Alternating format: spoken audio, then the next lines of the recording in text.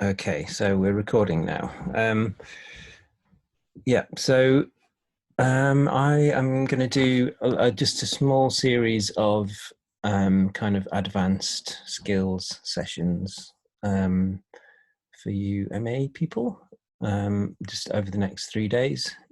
So this is the first one. This is going to be sound. Second one will be color grading, and the third one will be effects. Kind of visual effects, but based in edit software, which unfortunately for me is just Resolve at the moment. I don't have Premiere on my machine due to various issues with licensing. So apologies for that. So yes, I'm going to do. So the plan really for these sessions is to I've probably done a few sessions like this with you before over the last year, but rather than kind of cover the subject in a more sort of general way, what I want to do is pick on a couple of little tricks of the trade, things that I do all the time, and then go into them in a bit more detail. You won't be learning a lot of stuff now, but what you do learn, you'll be learning it in a lot of detail. So yeah, sorry, excuse me, let's close the door. A noise. All right, so I need to share my screen first, don't I? Let's have a look. Share screen. Where's my cursor? Desktop.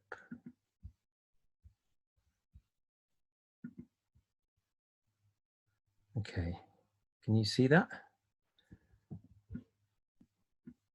Yeah. Yeah. Oh, sorry. Thing just keeps constantly opening on me. Okay, so like I said, today it was going to be sound, and I'm going to talk a little bit. I mean, I will cover some things as well in small detail, but I need to, we need to get to the crux of it.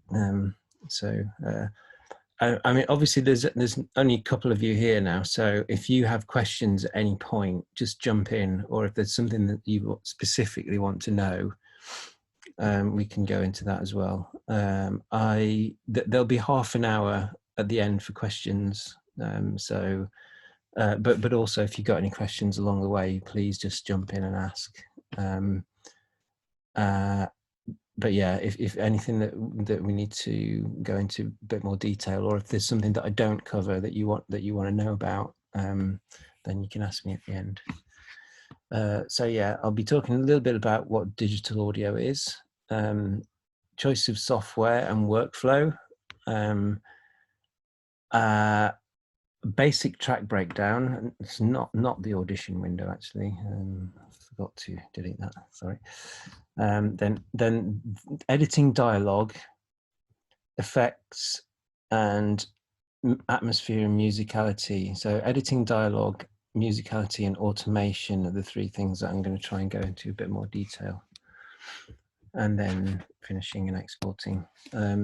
So I'm going to show you everything in the software called Logic Audio, which is an Apple only software, so it's Mac only, unfortunately.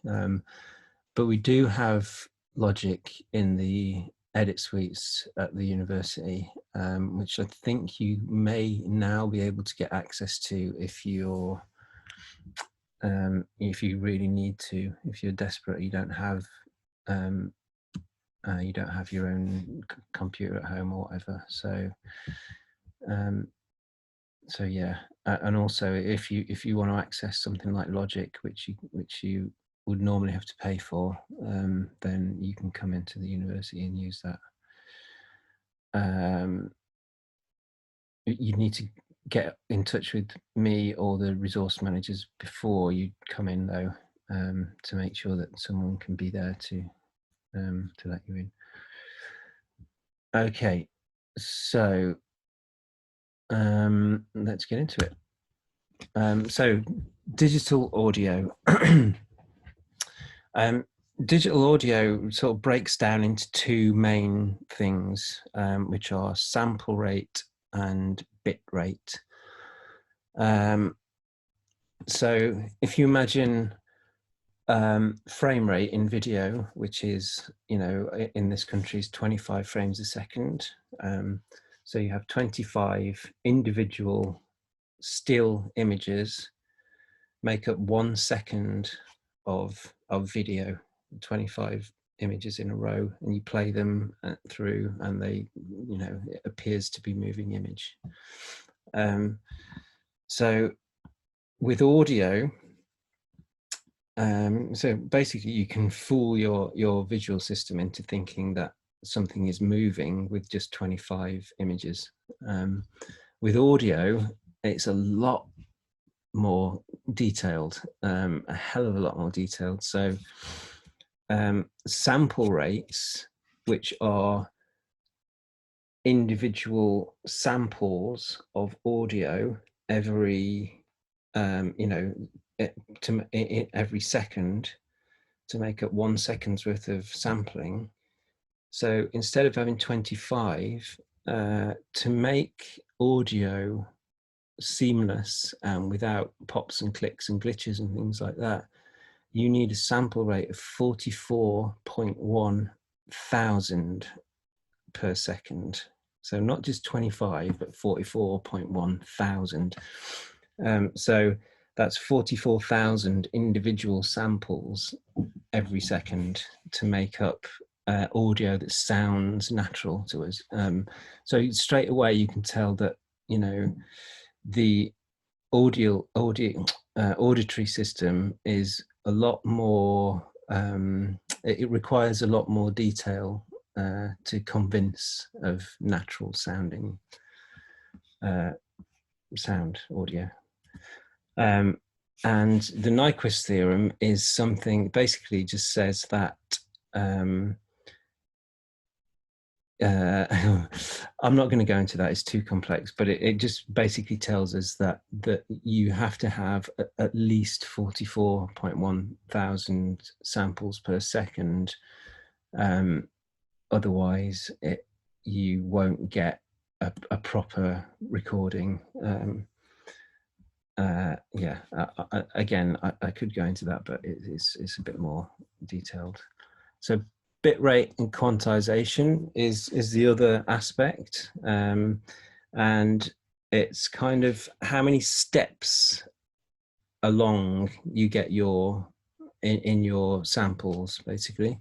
So bit rates, we've got 16-bit, 24-bit, and now 32-bit. But at the moment, everything, we're still kind of working in 16-bit at the moment. So your audio should always be at 16-bit and 44.1 kilohertz. They're the two numbers that you really need to remember for uncompressed audio. So at the moment, forget about MP3s and any of that sort of stuff. MP3s are, the devil's sound. We don't go near that kind of thing. It's compressed audio, and there's absolutely no need for compressed audio in our world. So everything we do is uncompressed audio, and the minimum that we're working at is 16-bit and 44.1 kilohertz. So video audio for video is usually actually set at 48 kilohertz. So that's the kind of, so where I said it'd be minimum 44.1, what we normally work in video standard is 48 kilohertz. So all uncompressed audio files, which are WAV files and AIF files. They're the two things that you should always be working in, WAV and AIF. are all 48 kilohertz and 16-bit. So they're the two sort of numbers that you need to remember.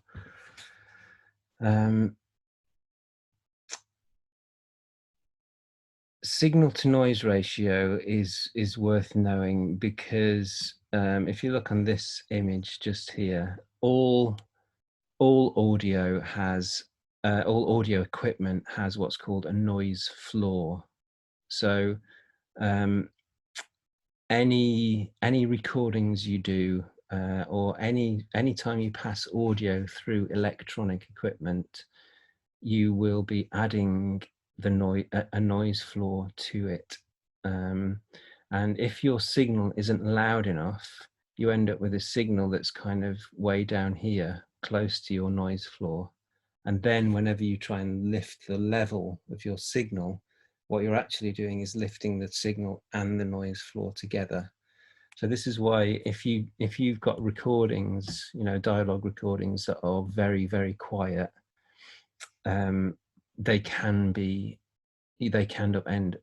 up useless because the noise floor mixed with the actual audio that you're requiring pushed together will end up with it'll end up boosting the noise floor up really high as well with your signal, and it'll just sound horrible. It'll just sound hissy and noisy and useless, basically.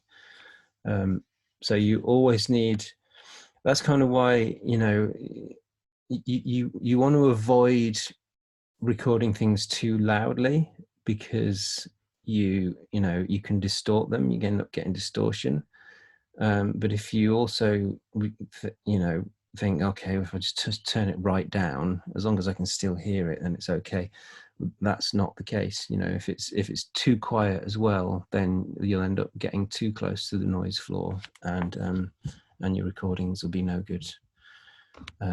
So that's something to look out for in recordings, digital recordings as well.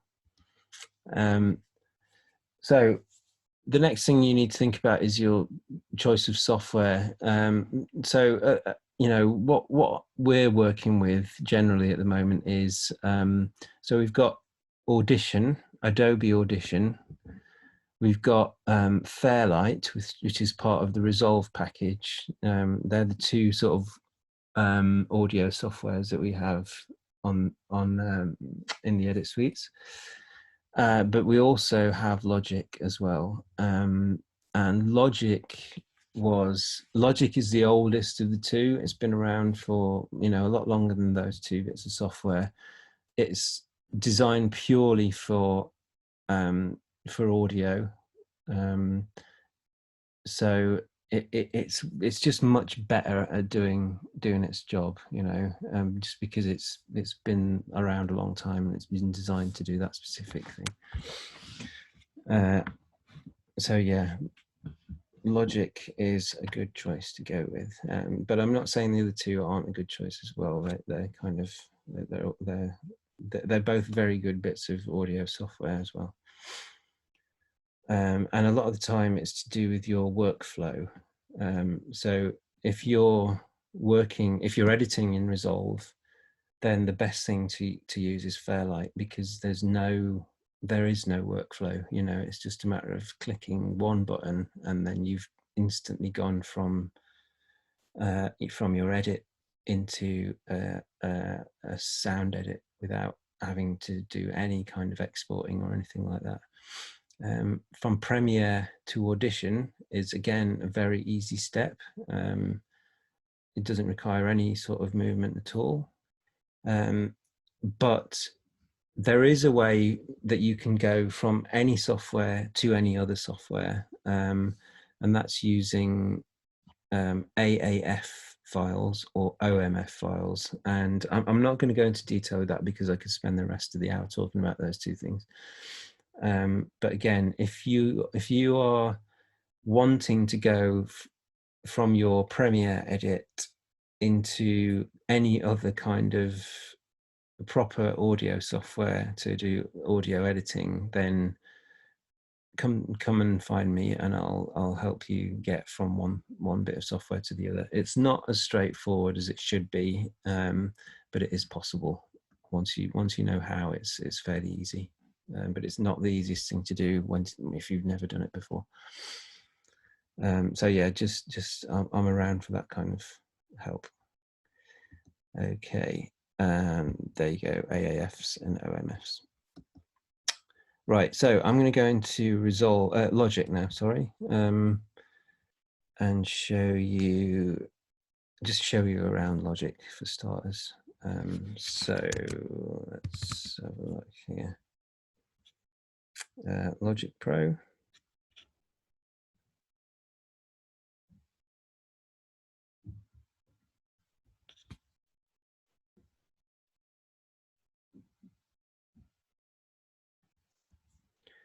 Okay, so it's opened up the last project that I had open, and it's telling me that the audio interface that I was last using is no longer available because I haven't got it plugged in. So, okay. And I'm just going to close this project because this is the last one that I was working with. I think I just did close window then, didn't I? Close project. Why is that still open? Okay, so let's open a new project. Let's go File, New, and do I want to open up any tracks? So I'll open up one audio track for starters. So audio, number of tracks 1, create. There we go. We have our audio track here. So let me just show you around the basic Logic window. So we've got transport at the top, sort of play, stop, record, rewind, loop, etc. These things here are showing me what bar and beat that we're in because we're currently working in music software. Like I said, you can change that to minutes and seconds, which is a lot more useful when you're working with video projects. So just click on that little drop down menu there and away you go. Then you've got metronome, things like that. And down this side, we have a bit of MIDI information that you're not going to be interested in at all. A bit of detail on the track. And then here, these are our important bits here. We've got, this is our master fader, and this is the fader of whatever track I've got selected here. So if I've got 120 tracks, then I'm not going to have 120 tracks along there because it wouldn't fit. So it will just show me whichever one I've got selected. So if I just create a new audio track. So now I'm selected audio 2, and this down here tells me audio 2, audio 1, audio 2, etc. I'll go into what some of these are in a minute, but the main thing is you've got a level fader, and you have mute and solo, but you've also got mute and solo up here. So mute and solo, very important. You'll be using them a lot when you're editing. So mute obviously will turn off the track that you have selected. So that will mute this track. And solo will turn off all of the other tracks, which is why mute is flashing on track 2 now when I've got track 1 soloed. So it means I'm listening to track 1 only when I've got track 1 soloed. I can solo multiple tracks, but it tells me there. And the reason why there's a kind of a big yellow S up here, again, if I had 100 tracks, and I was sort of pressing play and only hearing one thing, I kind of think, why is that happening? I can't see any solo tracks, but that's because, you know, this little yellow S will be hidden somewhere in the midst of 100 tracks. So just having a big one up here, it just shows me instantly that yes, you have got a track soloed. So and then if I click it there, it will unsolo that track without me having to go and find it. Okay, so you've got a few additional menus here, and importantly, this button is the automation button, which I'll be coming into later on. And then finally, the only thing I'm going to show you now is this toolbar here. So I've got a toolbar with any kind of tools that I want to use, but also there's a second toolbar. And this is a really useful bit of kit because if I'm working away, I'm working and I've got my pointer tool, but now if I press the command key, then I've just straight away got my selection tool. Or, you know, if I select eraser, I can just go straight onto eraser or whatever, scissors tool. So yeah, it's really useful just by pressing the command key. You've got access to two tools instantly. I don't know why all software doesn't do that, because it's a really good idea. Okay, so let's have a look at what we're doing now then. What are we doing? What did I say I was going to show you? Okay.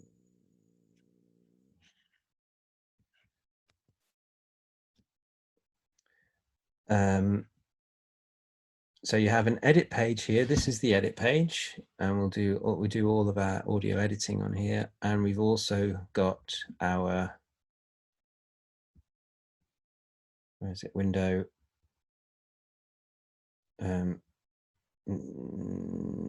mixer. So there's the main window number 1 and main window command 2 opens up the mixer. So the mixer will give me the master output, a stereo out, and however many tracks I have up here will be reflected in my mixer. A mixer is great for when you're mixing. You can set all your sliders exactly where you want them, and you can get a good picture of what that looks like by looking at the mixer. But you know, it's not entirely necessary because you can do all of that here as well. But if you're editing, you know, the edit page makes sense. If you're mixing for certain jobs, then the mixing page makes sense. So what I'm going to do now is get a bit of dialogue in here because I want to show you something very specific now. So, oh yeah, track breakdown first. So I've basically done that. I told you what's in the tracks. But if you're editing dialogue, what you need to do is grab the bottom of this track and expand it out, because you need to see your audio large. You need to see what's going on with the waveform. But also, the bigger your track is, the more you can see what's in it. So like I said, we've got mute, solo. There's record for recording directly onto the track.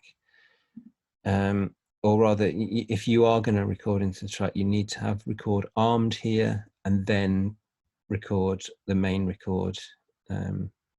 Okay. But again, automation, I'll show you what that does later.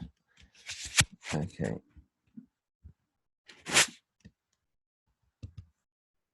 So, editing dialogue. This is a really important thing. So I mean, if you go away from university and this is the only thing that you've learned about audio, it'll have been worth it. Okay, so I don't know anyone who teaches this stuff. This is something that I picked up, and it's also something that every single dialogue editor does, but I've never seen anyone teach it, and I don't know why. But so let's go file. I want to get an audio file into my track, so I'll just go file, import audio file. Oh, sorry, yeah, right. So at first, so that I'm getting a video clip in here, actually, not an audio file. So what I want to do is go to File, Movie, and Open Movie.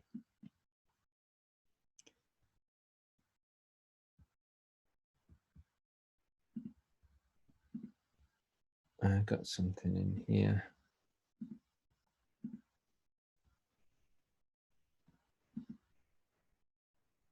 So it's asking me that, well, it says the movie contains an audio track. Do I want to open the movie?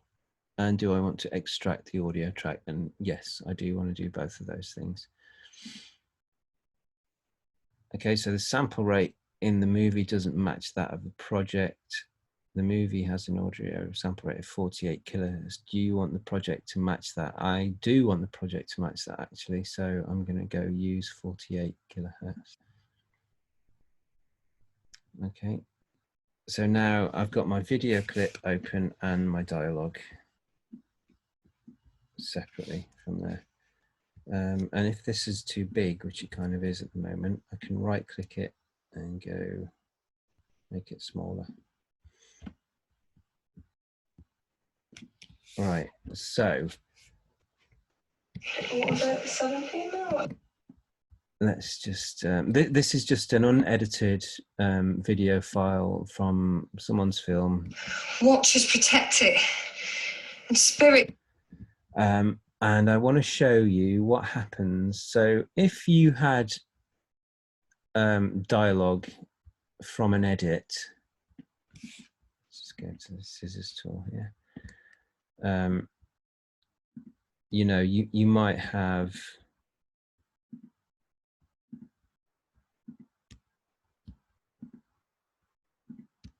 a few sort of edited bits of dialogue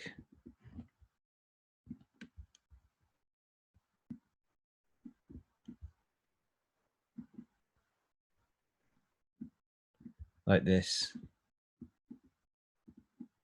Oops, sorry.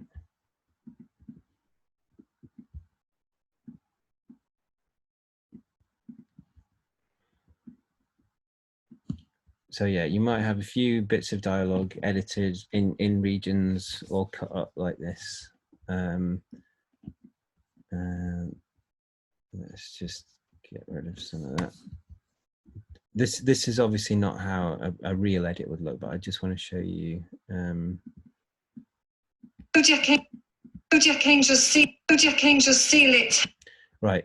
Another thing you can do in Logic is if I click and drag in this top bar, it sort of creates this little yellow zone.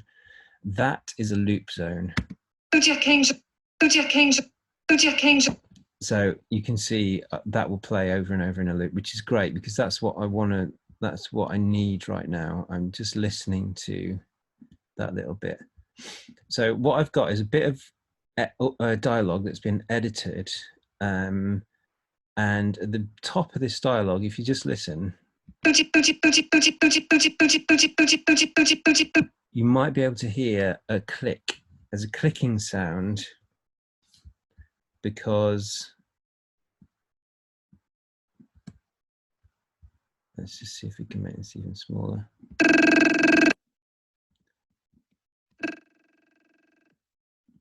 That has,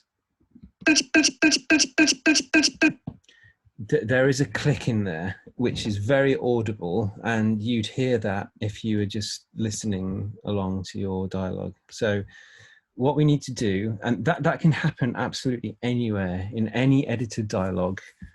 That can happen, and it happens more often than not. Actually, most edited bits of dialogue will have that click in it. Sometimes it's really loud, sometimes it's just quite enough so you can't hear it.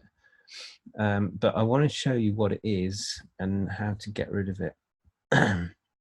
And this goes for any audio editing, so you can do this in Premiere as well. But so what you need to do is zoom in. I'm going to show you what it is first. So the good thing about Logic is it's sample-based editing. So, you know, with Premiere, you'd be able to zoom in to a certain extent, and every region that you move around, every little clip, you can only move it one sample, and any cut or any edit you put in only cuts on one sample. So if you're trying to edit in between one frame, sorry, if you're trying to edit between a frame, you can't do it because it will literally only cut on the frame. Whereas, so that's frame-based editing, and it means you can only put 25 cuts in a second. Sample-based editing means you can put 44.1 thousand cuts every second if you want to. I don't recommend trying it, but so, and that also means, you know, when I zoom into this audio, you can get very, very deep into it. You know, you can't get anywhere close to that with Premiere. So let's zoom right in to the beginning of this audio, and you'll see that this is a stereo audio file. Actually, it's a double mono, same thing. It means there's a left and a right side, and so this is the left side, this is the right side, and you can see this line through the middle. So the line is called the zero line, and this whole thing, so the fact that the audio is going up and down, that is your gain, that's your level. So the higher that goes, the louder the sound is. Okay, so the bigger your waveform is, the louder it is. So also, but every time the waveform crosses the zero line, it's at it's making no sound. It's not 0 dB, but it's silence basically. It's zero sound as it's crossing that zero line. Okay, so every time you cross the zero line, you get no sound just there. So if you cut a bit of audio when it's not crossing the zero line, then you will hear it coming in from nothing. So for example, like this just here, that little bit of audio there, and let me, if I drag it further along even, it's not going to let me do, no.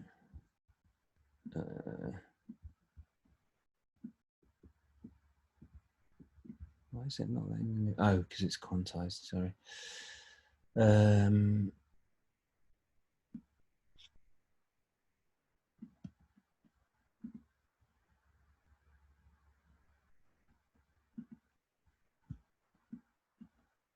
Snap.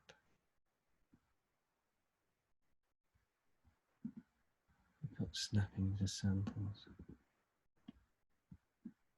I don't know why that's not letting me move that. No.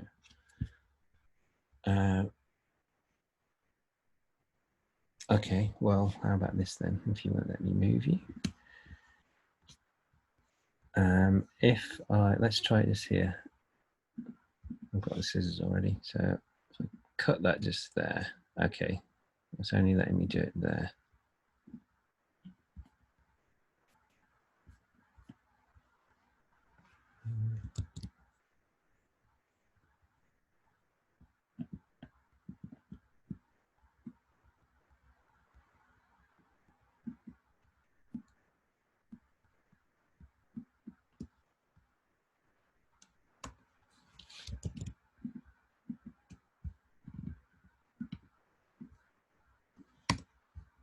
you can see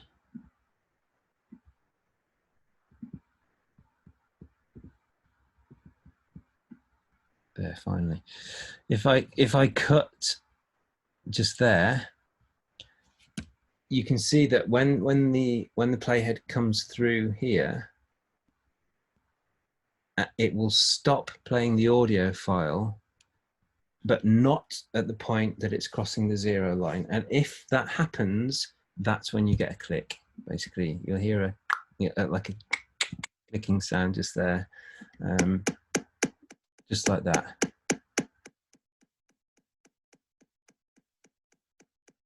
Okay, you hear that? So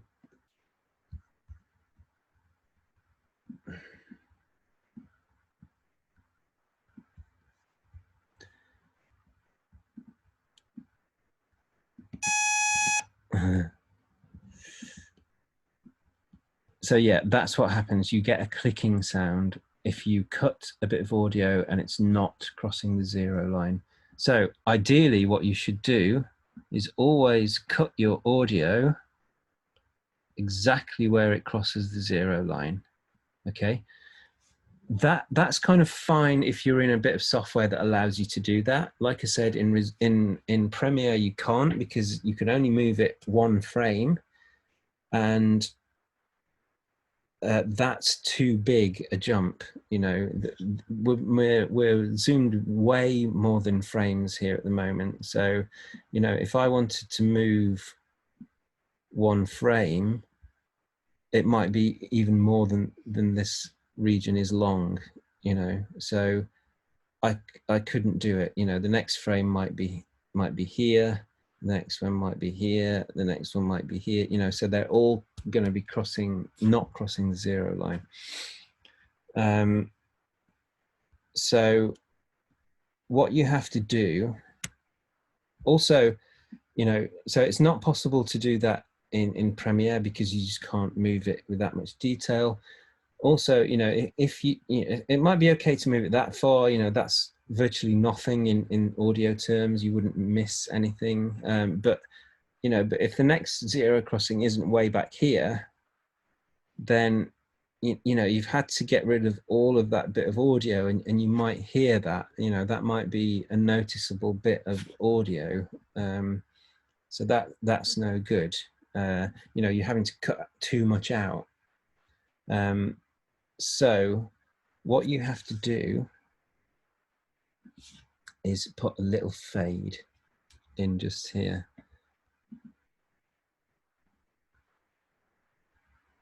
Fade tool. This is too small.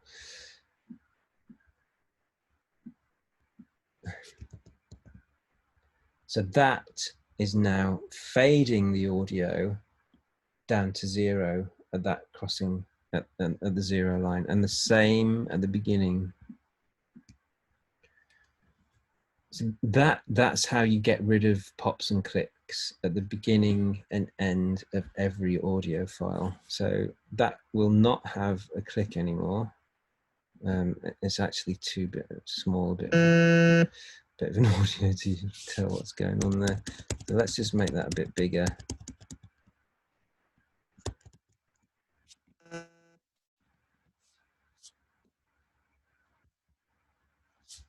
Let's just put a fade in just there. So you can hear the difference.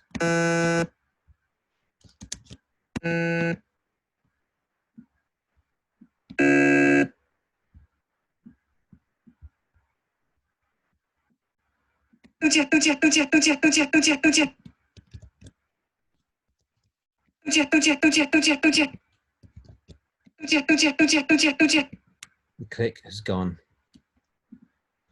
Okay, so that's how you do it, and you have to do that at the beginning and end of every single one of your audio regions to ensure that you don't have those pops and clicks.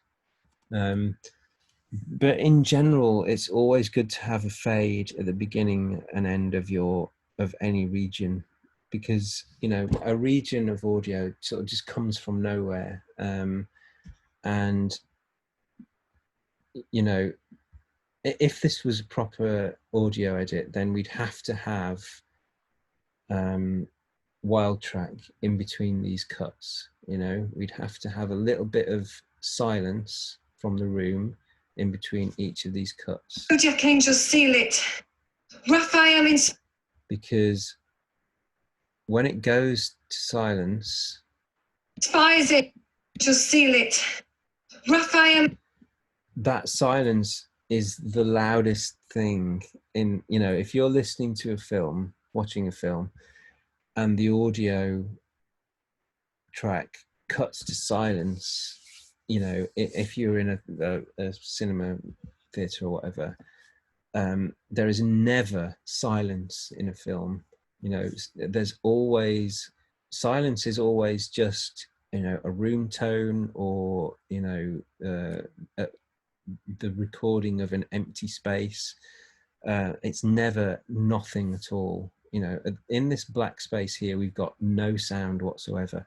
And when you cut from room tone, sound, dialogue, to literally nothing, it totally brings you out of the film. You can hear it a mile off.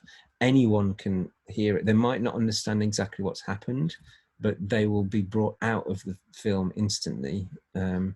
So that's why you record wild track. You record empty. You record an empty recording of the room, and you cover spaces like that with it. But it's also good to have little fades in and out of every region, just so that you're not getting those hard cuts on every time an audio region comes in. Okay, so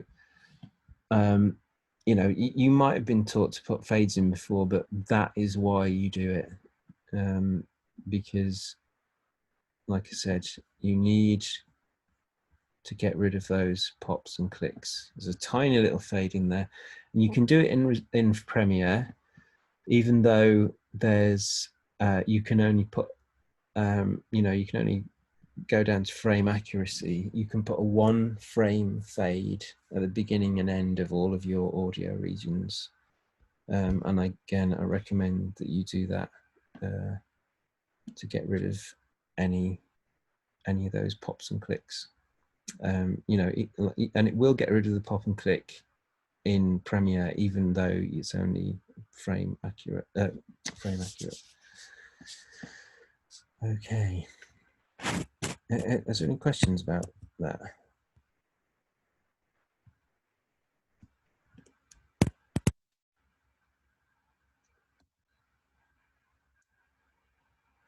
Okay, so again, that's the 0 line crossing there.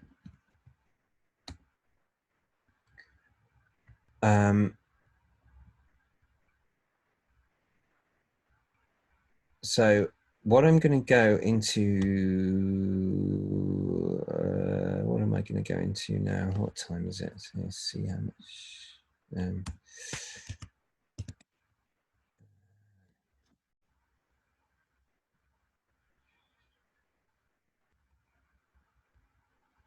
Okay, let's go into some effects. So the next thing that we do with dialogue, all dialogue,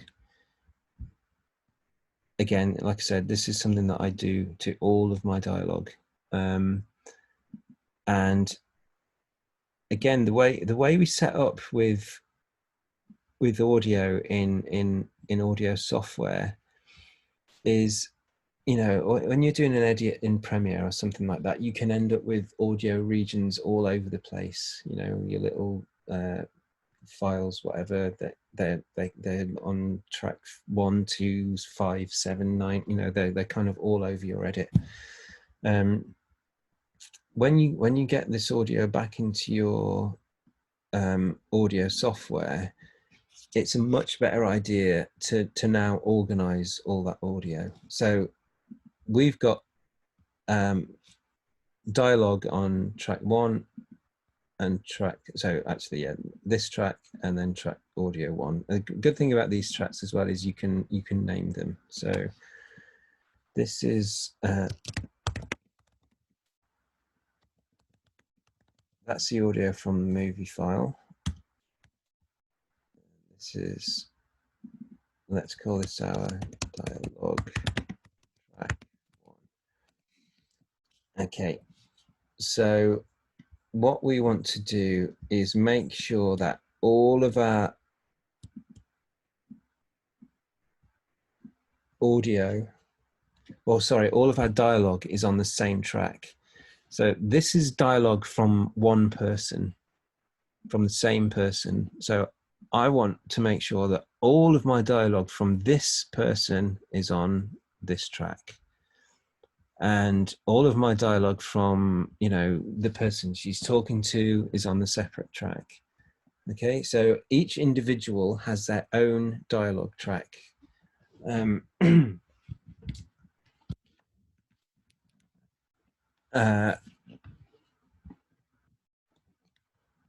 Or you can just put all the dialogue on one track. So either you have every individual with their own dialogue track, or to keep it simple, if it's complex dialogue, you know, if there's lots of people in a room all talking, then it may be as easy just to keep it all on one track. And I'll tell you why, and that is because if you want to add effects to that dialogue, and effects don't mean crazy effects that make it sound like it's, you know, from outer space or whatever. These are effects that clean up your dialogue to make it sound better. So what you want to do is make sure that all of your dialogue is on the same track, or, you know, individual tracks, because when you add effects in any audio software, you don't add the effect to the actual clip. So normally, you know, in Premiere, if you're adding video effects or even audio effects, you grab the effect and drag it onto the actual clip itself, don't you? But with this, you actually add the effect into the track, so that any bit of audio that is on that track goes through that effect, if you like. So the effect goes on the track, the dialogue all goes on the same track, and therefore the effect goes on the dialogue.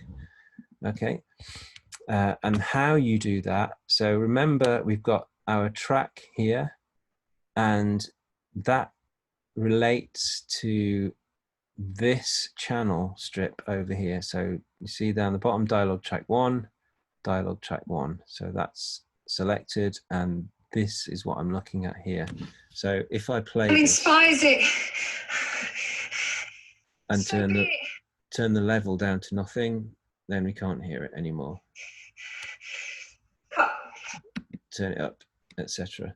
So anything I do here affects this track. And what I'm going to do here now is I've got a little audio effects button here. So if I click on that, I've got all these effects that I can add. But as it happens, the effect that I want to put on is EQ. And there's already a separate EQ button. EQ has its own little button.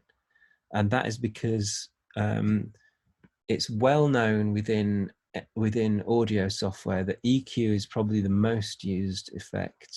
And I'll tell you why that is for dialogue right now. So if I just click on this EQ button, I instantly get my EQ window up. So now that that's open, that is on my dialogue straight away. So it shall be. Cut. And let's just let's put this in. Sandalphon, praise it. Thrones, sanctify it. Uriel strengthens it. Watchers, protect it. Sandalphon, praise it. Thrones, sanctify it. Uriel strengthens it. Watchers. So you should have noticed as I was turning it on what that effect was doing. turning on and off. Sandalphon, praise it. Thrones, sanctify it. Uriel strengthens it. And you should notice nothing. Okay.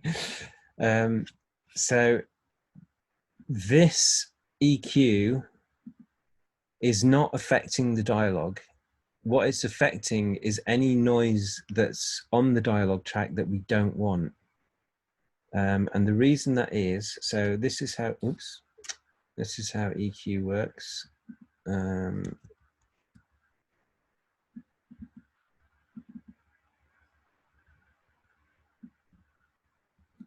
So across the middle, you can see it starts 20, 50, 100, etc., all the way up to 20K. So that's 20 hertz to 20 kilohertz. That is the range of human hearing, frequency range of human hearing, from very low frequencies at 20 hertz to very high frequencies at 20 kilohertz. Anything outside of that range, the human auditory system can't detect it, you can't hear it, so therefore it doesn't need, we don't need to worry about it. But all of the frequencies within that range, we can do two things to them. So this is sort of, we've got individual little points here, which are these separate things here. I can grab this one and I can move it where I want it along this line. So I want it there, and then I can get the level. I can boost it. I can boost the level of that 2150 hertz, or I can cut that to 2150 hertz.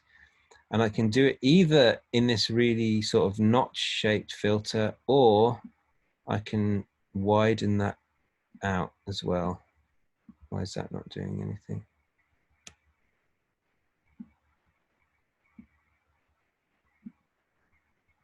Okay, that's not working. That should.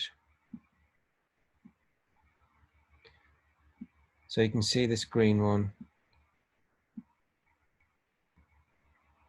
I can either do it in that shape filter, or I can widen that out to affect most of the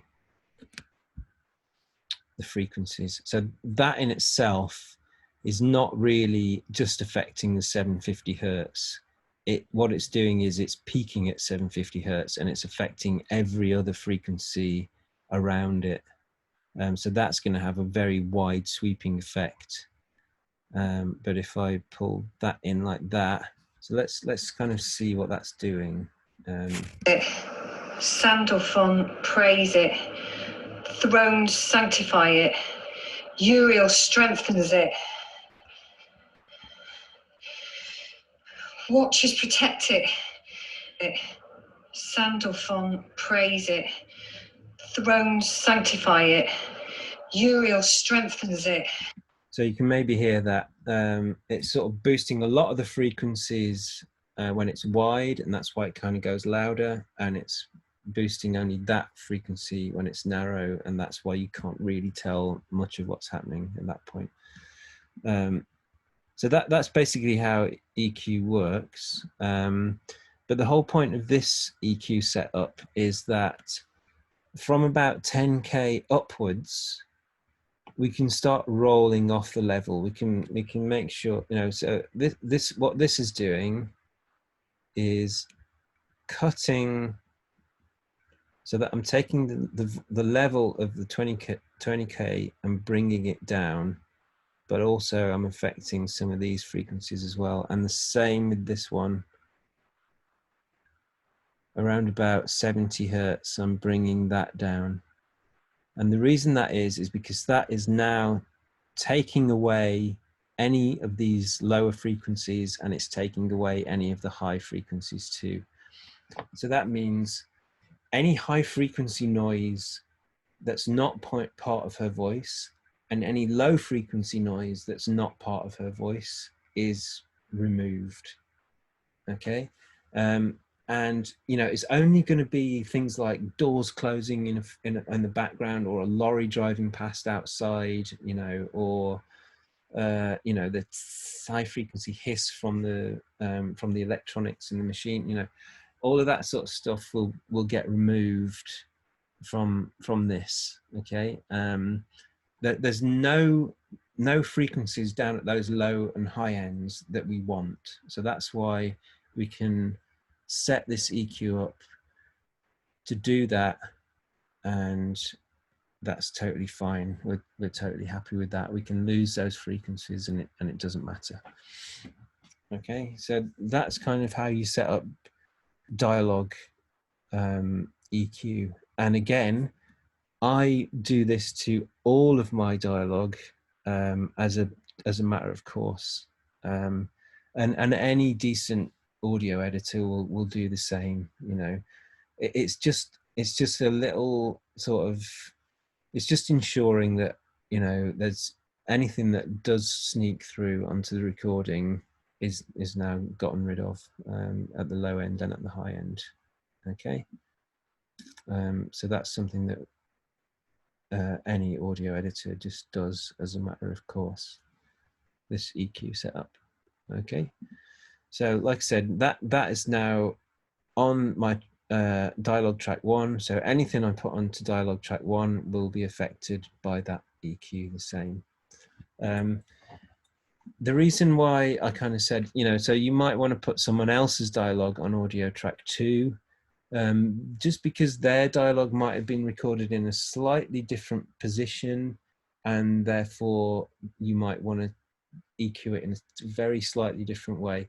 Or if they're a man, they're going to have a lot deeper voice. So, you know, in actual fact, you can get rid of slightly more of the low frequencies with a men's voice, because there's more low frequencies in there anyway. You know, you don't want to get rid of so much that that there's none at all, because it's natural for men to have low frequency voices, but you do want to get rid of some of it, because often in recordings it can muddy the sound.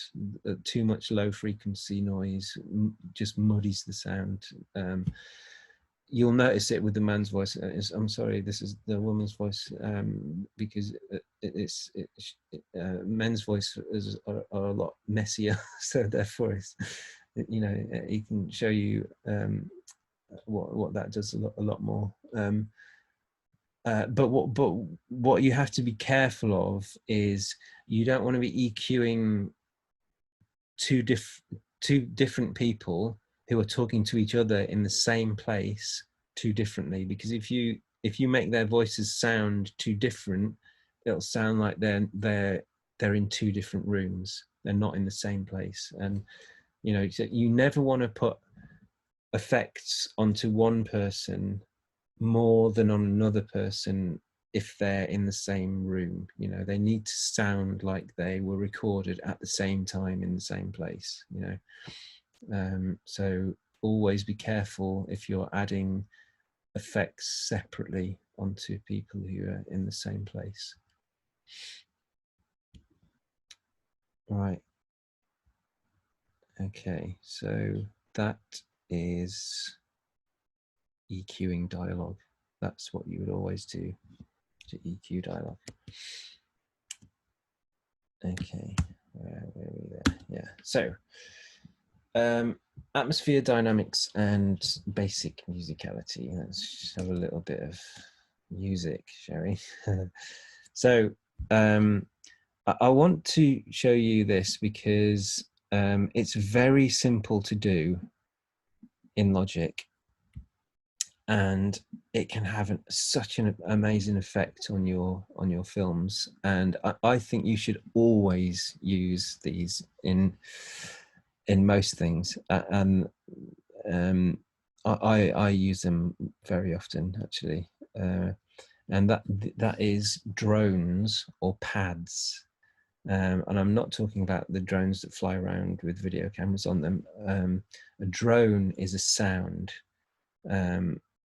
It's kind of a monotonous single note or single chord sound that just kind of goes on. It can sort of change slowly over time, but it's kind of this sort of single note, that kind of thing that just goes on and on and on. But the idea is that you can create such amazing atmosphere with drones and pads, and you can create any kind of emotion with them. You can have sad drones, happy drones, angry drones, any kind of emotion you can think of.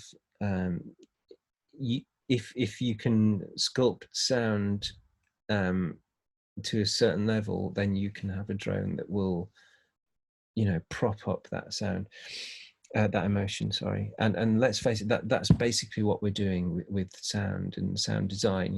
We're kind of we're grabbing the emotion in the film and amping it up as much as we can. That's the whole point of sound. That's what sound does best. It takes the emotion in the film and just multiplies it.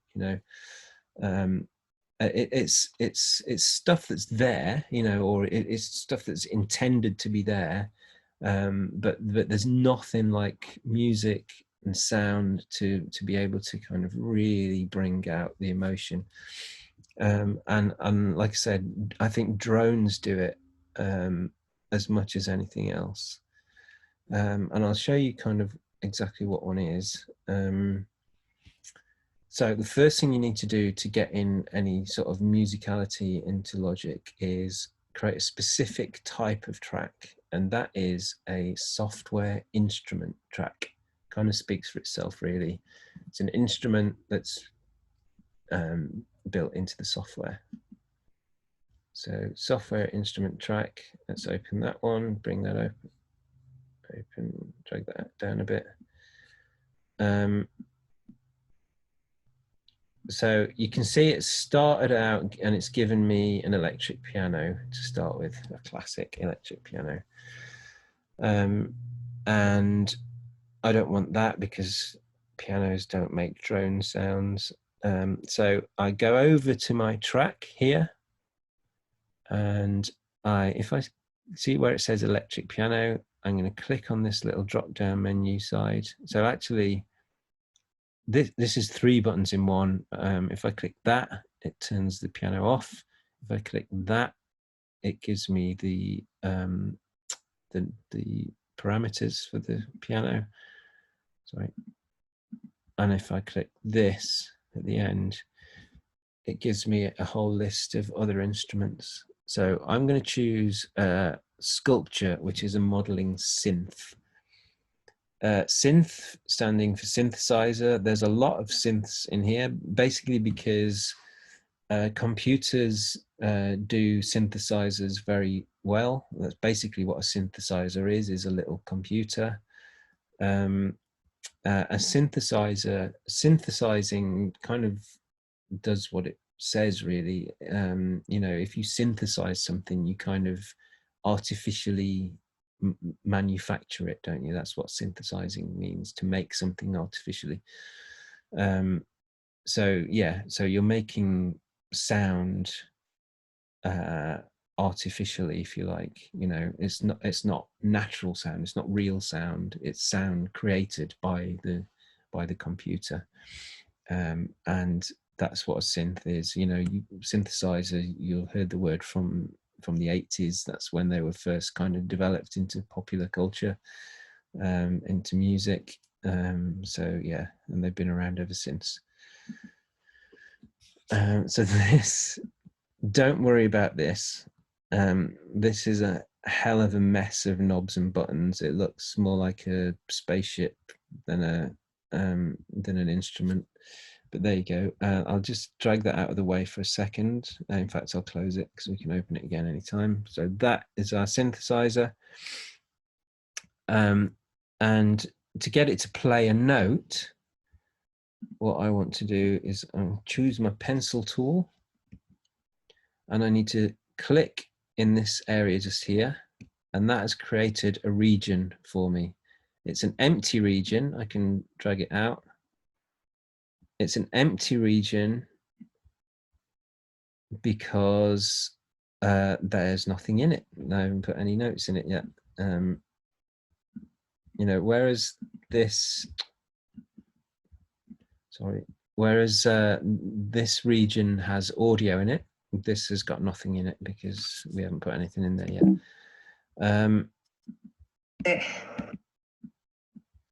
So I'll tell you what we're going to do. Let's just put that. I'm going to mute the dialogue for a second.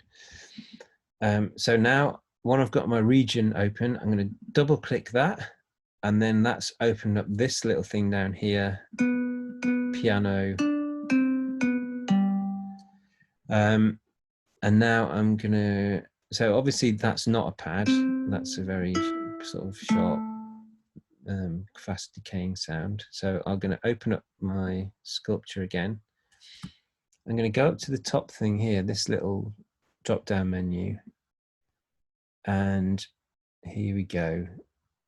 Down the bottom here, there are lots of preset sounds to start with. So let's try this, ambient overtones.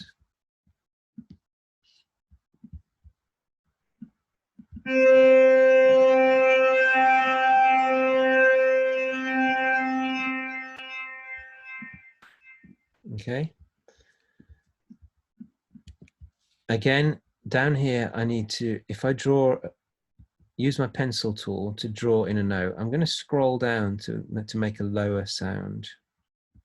And then I'm going to extend that right out.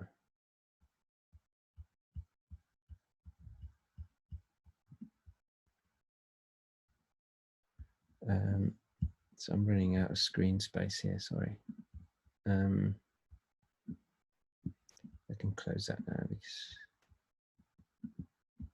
I can close that down a bit.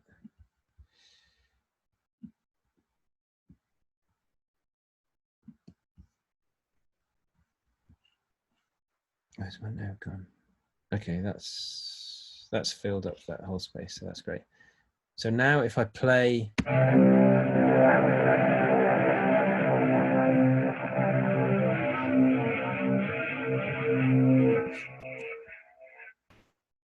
and if you know about music, that's great. If you don't worry. But if I take this note,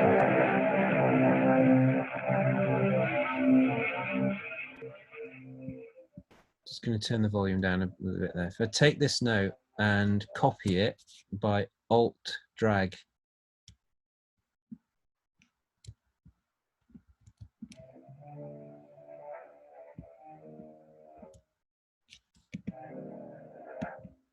so these are a bit low to make a chord. That you'll sort of get into the musical sides of this if you do this. Too many low notes don't sound good together. They sound too muddy, like I said. Bass notes can muddy sound. This is what's called a minor third. So it's got that kind of minor, sad sounding feel to it.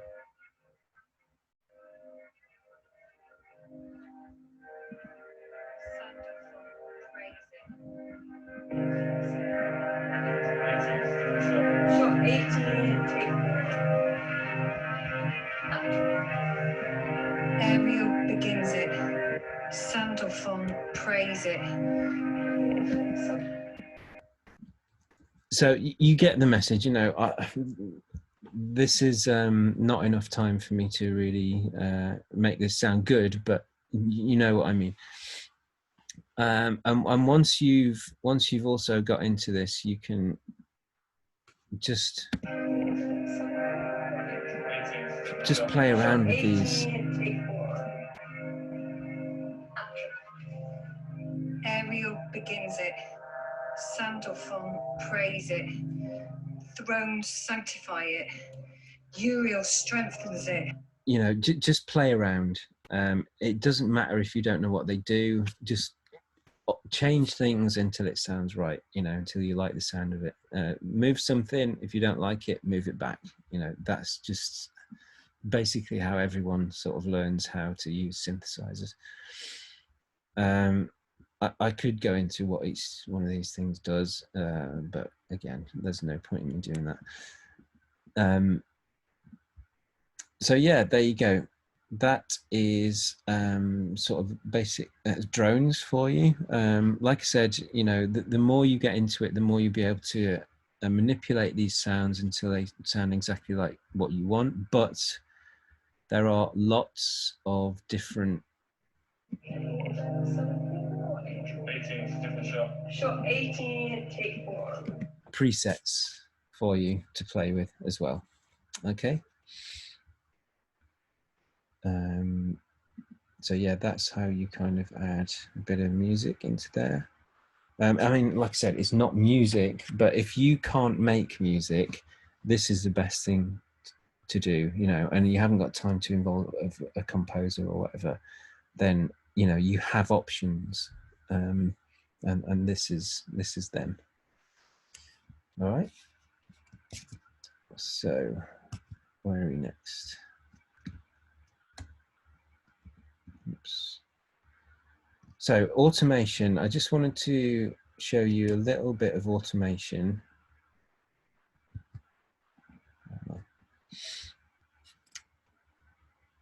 So when you're mixing, what mixing means is just all the sounds that you've kind of thrown in there. You've got all your dialogue, all your sort of your Foley type effects. You've got your drones, you've got music. You know, all this cacophonous noise that you've been throwing into your edit. You know, it needs sorting out. It can't all just be as loud as it's supposed, you know, as it's meant to be. Each bit needs to be mixed so that you know, the volume levels kind of work with each other perfectly. So, you know, you want to be able to set levels for, and so you don't get like in Premiere, you don't get a line along your clip which you can sort of set the level of your clip. You get your slider, your main slider, and if we open up the mixer again, Command 2. So now we've got a couple more tracks. It's just a matter of putting your slider where you want it, and you know, you'd listen along and adjust your slider, and that's great, except the slider can only set one level for the entire track, and that's not going to be good enough. You know, you're going to be wanting to change volume over time. You know, some things start quiet and then they can come up loudly in it when the dialogue dies out, and, you know, and then the dialogue might need to come back in and that needs to die out again. You know, these things are kind of always moving around each other. So your sliders are going to need to be going up and down all the time. So, I mean, how the heck do you get that to work? Well, it's very easy, and I'll show you how to do it. So what you do, if I wanted to change the level of this dialogue to be going up and down, what I would do is I click on my automation button.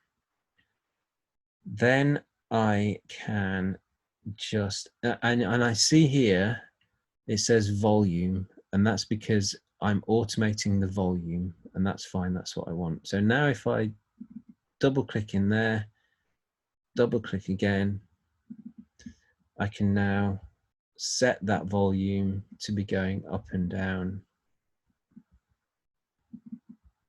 wherever I want it to. Okay, so I can, so that is now going to get louder. 18, different shot. Shot 18, take 4. Action. Ariel begins it. Sound of song, praise it. Thrones sanctify it. Uriel strengthens it. Okay, louder and quieter as it goes through there.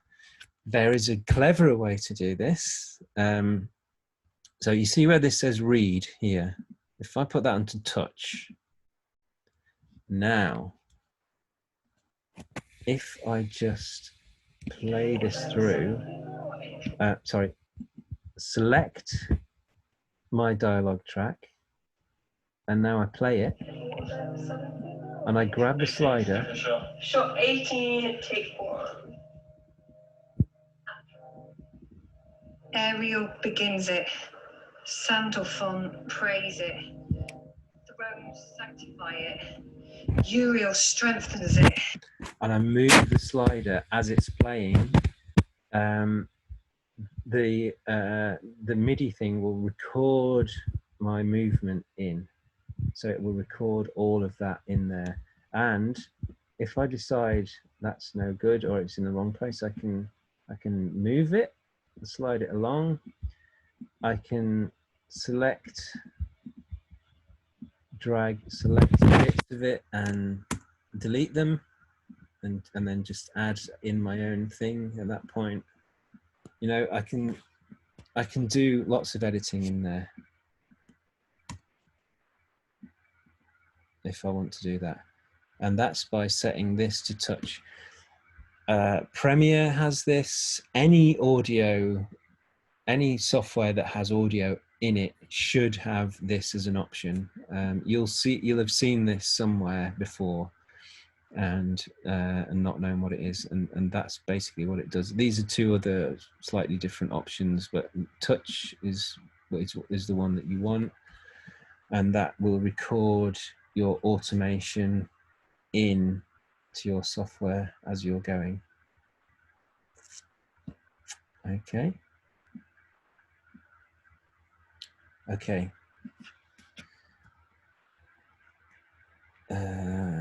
Was there something else? Oh yeah, so sorry, I knew there was something I was missing. So as well as being able to automate volume, you may remember that we added EQ into this track. So if I click on this drop-down menu next to volume, and I can go to my EQ, and I can automate any of these aspects. So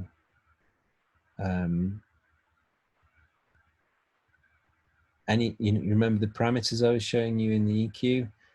That's each one of these individually. You know, it's quite tricky because obviously you have to know which each one is and do them individually, but it's incredibly detailed and complex, and you can do a lot with it, you know, if you're prepared to put in the time there.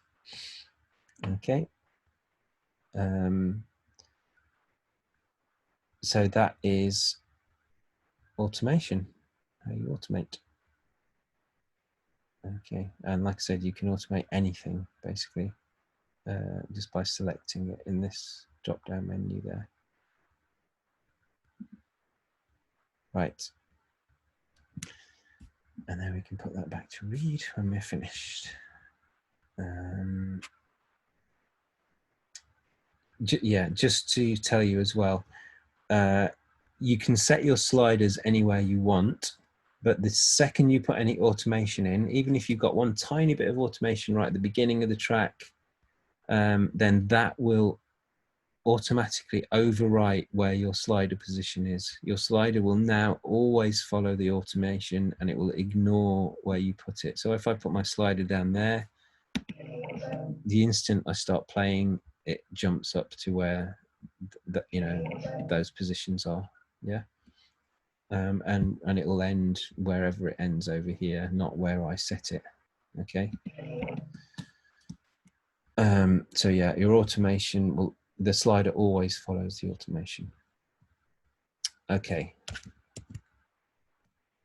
So yeah, the last thing I wanted to show you was finishing and exporting. So what we do in Logic is, well, in any audio software actually, what you tend to do is, rather than exporting out all of the audio in one go, so what you would do is you would export out your entire audio mix, dialogue, and then bring that back into Premiere and add it into your edit. And get rid of your old audio and add your nicely mixed audio in there. Instead of doing the whole thing in one go, what we tend to do with audio is get all the dialogue in one export, all the sound effects in one export, all the music in one export, and do them all separately. So any sort of thing that goes together, you do it in one individual export, and these are called stems. So we would export our dialogue stem, our music stem, and then you bring these all into Premiere, and then you've still got a little bit of room to do a bit of mixing. So you can still do a little bit of mixing with those things. But if you had them all in one, you wouldn't be able to do anything with them. And the way we do that is, so this is our dialogue track. So we've got, say we've got a dialogue track there and another one here. We'd solo those two tracks, and that mutes everything else. And then I'd go File, Bounce. So what I do is bounce project or section, and it's PCM, which is uncompressed audio, AIF format, 16-bit, 48 kilohertz, stereo interleaved rather than split left and right. And that's all good. So that's exactly what we want. It starts at bar 1111, and that is the very beginning. So as long as all of your experts start at the very beginning in the same place, then all you have to do is bring them into the start of your edit, line them all up at the beginning, and they'll all be totally in sync.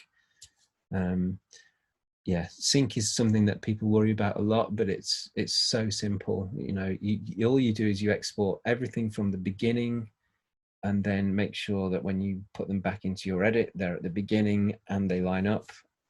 It's done. So this would be your dialogue stem. So, you know, you might say,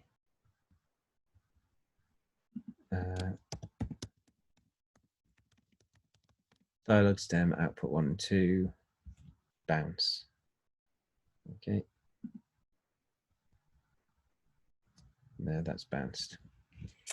And then what I would do is I'd mute my dialogue tracks, and I'd go to my music tracks, solo those, then I'd go File, Bounce, Project or Section, same thing, and okay.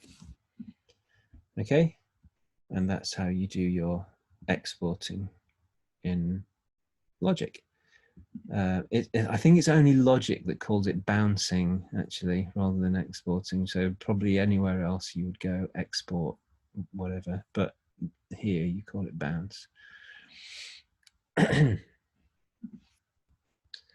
Okay, so there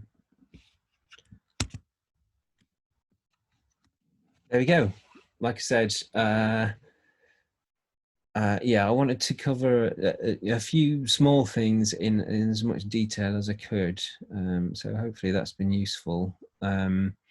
If you if you've got any questions now, if you're still there, now's a good time to ask them, or anything that I didn't cover that you wanted to talk about. Now's a good time to ask.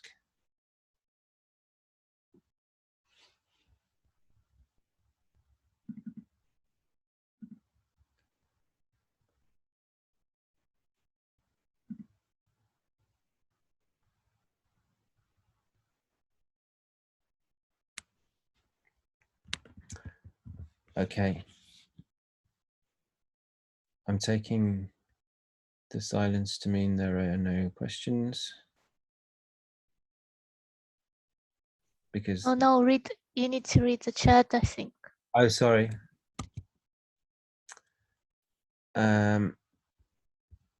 You feel free to speak. You're very welcome to talk if you want to.